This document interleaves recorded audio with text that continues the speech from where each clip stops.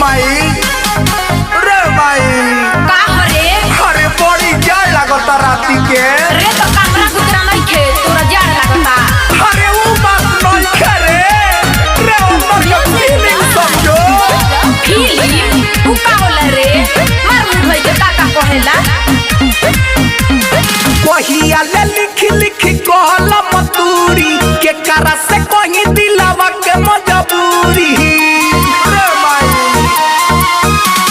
कहिया ले लिख कहला मतूरी के करा से कहीं दिलावा के मजबूरी नींद अखिया में हमारा न लागेला हो आही हो हमर बाबू साफ साफ बतेब तबे न हमरा बुझाई अरे का साफ कहियो हमार तू के उपतिया ते नइखे रे तो साफ साफ बताओ बात का बात माई रे हमरो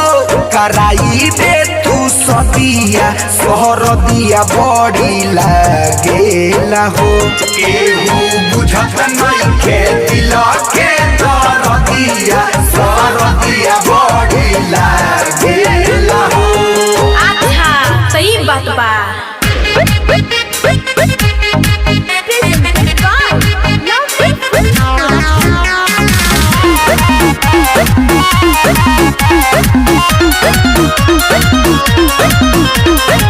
पापा के चिंता बा अपना इमेज के शादी ना होई का दू बिना दहेज के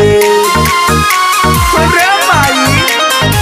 पापा के चिंता बा अपना इमेज के शादी ना होई का दू बिना दहेज के ये सुनी सराय बुआ भी भागला हो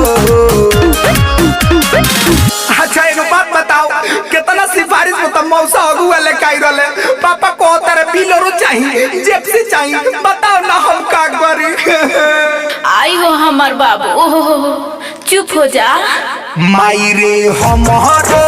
कराई दे तू सदिया सोहर दिया बड़ी लागेला हो केहू बुझत नइखे दिल के दरदिया सोहर दिया बड़ी लागेला हो अच्छा तो लोगन चला गए हमार बाबू तो हर बियाह करा दे आज सच तो तू ये कहता है